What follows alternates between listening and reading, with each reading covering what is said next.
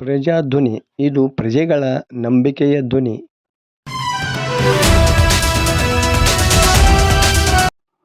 36 ಜನರು ರಕ್ತದಾನ ಮಾಡಿದ ಸೂರಣಗಿ ಗ್ರಾಮಸ್ಥರು.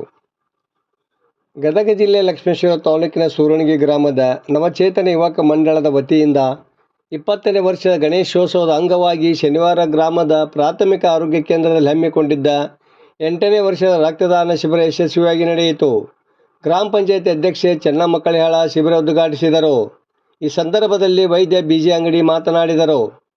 ಚೆನ್ನಮ್ಮ ಹಿರೇಮಠ, ಕೋಟ್ಯಪ್ಪ ವರ್ದಿ, ದೀಪಾ ಕಾಶಿಕೋವಿ, ರಾಘವೇಂದ್ರ ಗುತ್ಯಮ್ಮನವರ, ಹುಸೇನ್ ಸಾಬ್ ಕೋಲ್ಕರ್, ಕುಮಾರ್ ಬೆಟಗೇರಿ ಹಾಗೂ ಯುವಕ ಮಂಡಳದ ಸದಸ್ಯರು ಇದ್ದರು. ಬಸವರಾಜ ದುರ್ಗದ ಸ್ವಾಗತಿಸಿದರು. ಶರಣಪ್ಪ ಮಾಸ್ತಮ್ಮನವರ ವಂದಿಸಿದರು.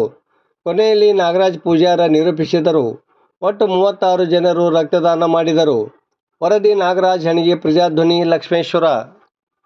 ಇವತ್ತಿನ ದಿವಸ ಸೂರಣಗಿ ಗ್ರಾಮದಲ್ಲಿ ಶ್ರೀ ನವಚೇತನ ಯುವಕ ಮಂಡಳ ಸೂರಣಗಿಯವರ ಆಶ್ರಯದಲ್ಲಿ 20ನೇ ವರ್ಷದ ಗಣೇಶೋತ್ಸವದ ಅಂಗವಾಗಿ ಸತತವಾಗಿ 8ನೇ ವರ್ಷ ನಾವು ಗದಗ ಜಿಲ್ಲಾ ವೈದ್ಯಕೀಯ ವಿಜ್ಞಾನಗಳ ಸಂಸ್ಥೆ ಗದಗ, ಜಿಲ್ಲಾಸ್ಪತ್ರೆ ಗದಗ, ಜಿಲ್ಲಾ ರಕ್ತ ನಿಧಿ ಕೇಂದ್ರ ಗದಗ ಇವರ ಆಶ್ರಯದೊಂದಿಗೆ ತಾಲೂಕಾ ಆಸ್ಪತ್ರೆ ಲಕ್ಷ್ಮೇಶ್ವರ, ಪ್ರಾಥಮಿಕ ಆರೋಗ್ಯ ಕೇಂದ್ರ ಸೂರಣಗಿಯವರ ಸಹಕಾರದೊಂದಿಗೆ ಇವತ್ತು ಸೂರಣಗಿ ಗ್ರಾಮದ ಎಲ್ಲ ಯುವಕರನ್ನು ಒಳಗೊಂಡು ಎಲ್ಲ ಹಿರಿಯರನ್ನು ಒಳಗೊಂಡು ನಾವು ರಕ್ತದಾನ ಶಿಬಿರ ಕಾರ್ಯಕ್ರಮವನ್ನು ಏರ್ಪಡಿಸಿದ್ವಿ.